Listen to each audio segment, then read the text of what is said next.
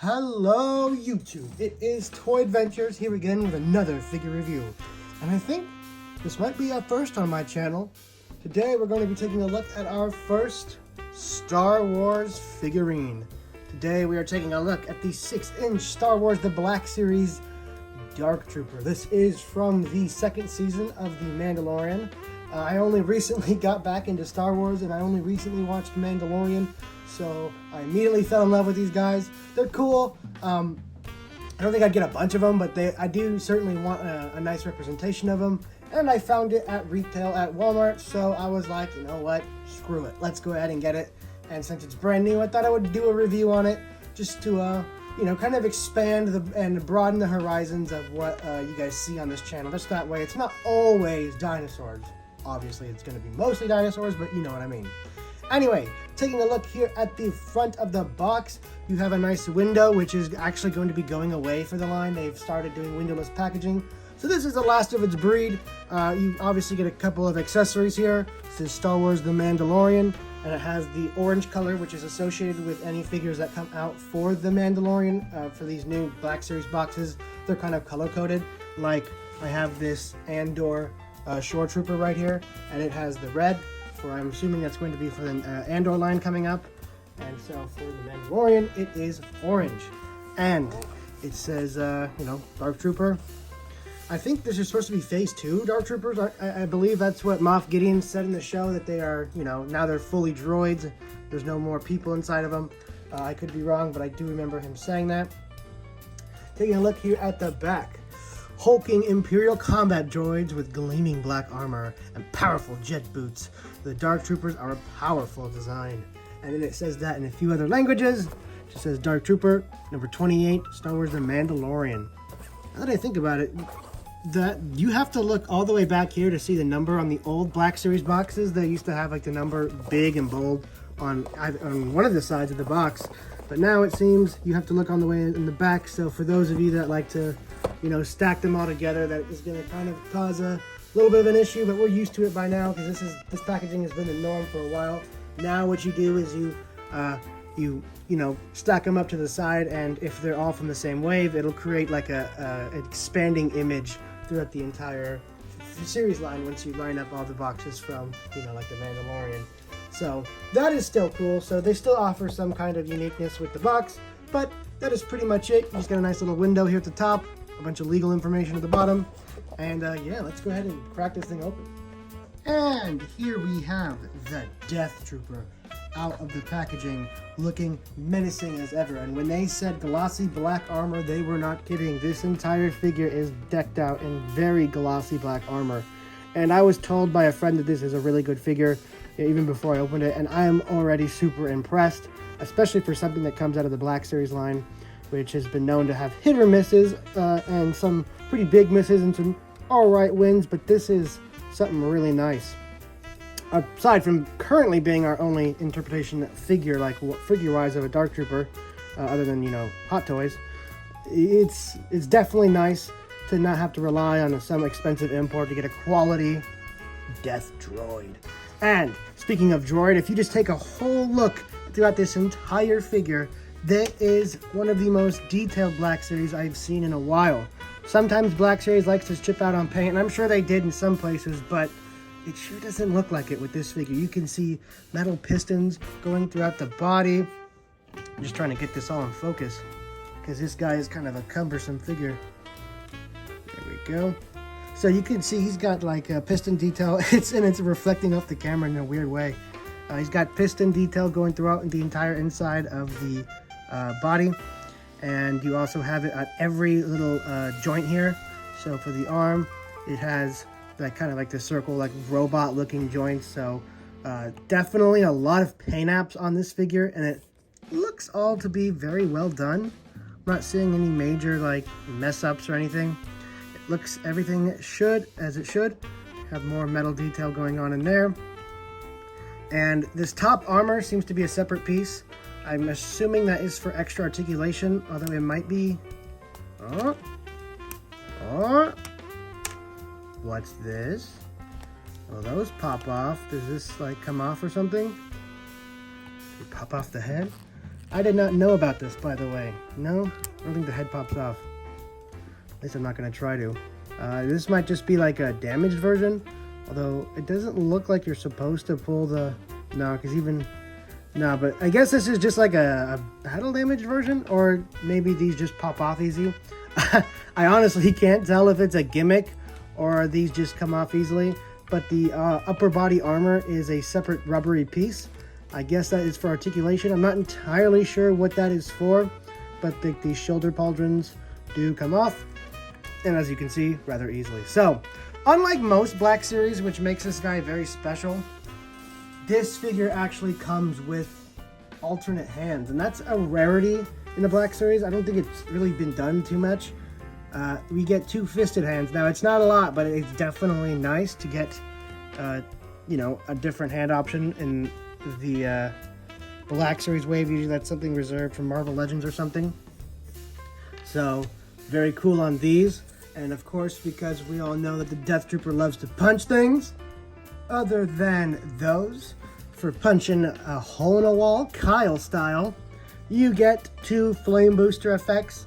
It doesn't come with a stand, so unless you have a stand, there's really no way to properly use these. These obviously go in the feet, so they can fly away. I want to go home. And of course, he comes with his trusty blaster. So before we get on to switching out the hands, let's get on to articulation, because this guy is an interesting case. Just feeling him all over, I can already tell he has a ton of posability to him. So, starting up at the head, there seems to be a ball joint here in the top of the head right here, and at the base of the neck, giving you full 360 rotation. The trooper can look down about that far, and not too much, but you can look up. It's certainly nice for those flying poses. The arm right here is a hinge and swivel right here, and it is super loose and very free, much more than any other Black Series I've felt. It genuinely feels just like a ball peg, like it just spins so freely, and you have so much movement in this arm. It is actually crazy. Very nice, very loose.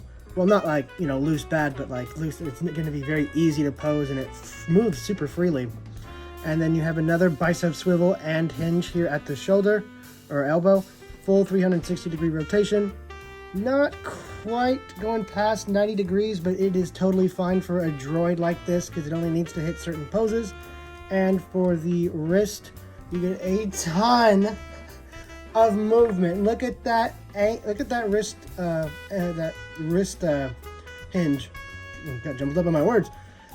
And the other way, yeah, this thing is super cool. There is no shortage of posing with this battle droid. And of course, you have a very solid ab crunch going on. You crunch down, it's kind of subtle. It's much more pronounced moving back. I assume that's because it really doesn't need to look down too much. It's just a, you know, forward-facing killing machine. And then here at the leg, we have a very similar joint to the arm. Kick out super far, kick back quite a respectable amount for most figures that they can't even do that, period.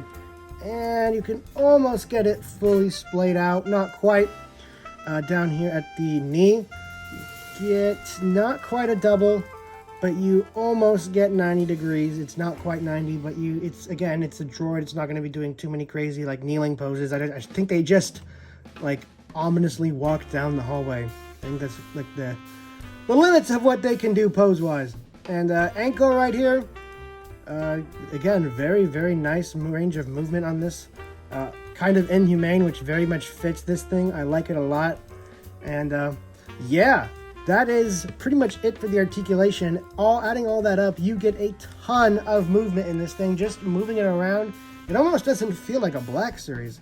It almost feels like a Figure Arts or something, or some kind of expensive import that has a bunch of detail and a bunch of articulation. So for this being a Black Series release, I'm very impressed. Not that Black Series are terrible, but they're usually not super, you know, notable in quality-wise. They're usually like an acceptable figure, where this is quite exceptional, at least in my opinion. So, to switch the hands out, I assume you just pull here. Yep, pretty easy.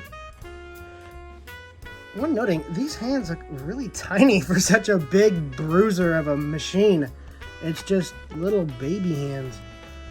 But if you need to do that robot punch, you can, and it looks so cool. This is definitely a highlight release for the Black Series. I could tell you that much. And there we go. So, if you want your boxer droid, your Kyle Tron 5 million punching holes in drywall left and right, this is your figure.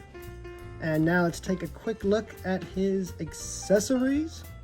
You get 2 of these really nice translucent flame bits that plug into the bottom of his feet. They just got little ball pegs right there.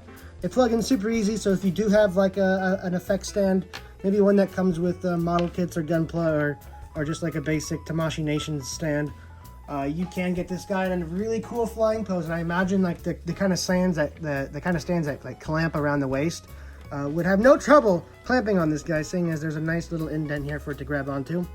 The gun is just a basic gray with some silver right there, and you know, honestly, for Black Series weapons, getting any paint on it whatsoever makes it kind of high class in my opinion, so this is really nice. Usually they're just one solid gray brick. So that is pretty much it for, you know, what I have to say about this figure. I guess I'll just give you guys one last good rundown, look down the figure so you guys can get all the detail kind of in mind before we go on to comparisons where I can compare this thing to, you know, troopers and whatnot. I don't have the Mandalorian or the Mandalorian Luke, Black Series or figure arts, you know, so can't compare to those, sadly, yet. But I do have some stormtroopers and whatnot. I don't really have a Lazy Susan either, at least not right here, so.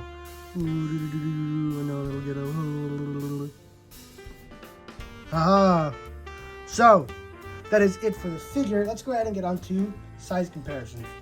And here he is compared to the Rogue One / A New Hope Darth Vader. So, fits in very nicely. I kind of imagine them being taller than people. I guess he's taller than the Stormtrooper, and Vader's just a tall guy, but I kind of remember them hulking over people, but I could be wrong. So, can't wait to get my Mandalorian Luke for a very specific hallway scene. So anyway, guys, thank you so much for watching. The next review will be another Jurassic one, and then after that, we got another Halo review. Yeah, we haven't done Halo in a while. So stay tuned for those reviews coming out very soon, and I will see you guys then. This has been Toy Adventures, signing out. Peace, and long live the Empire!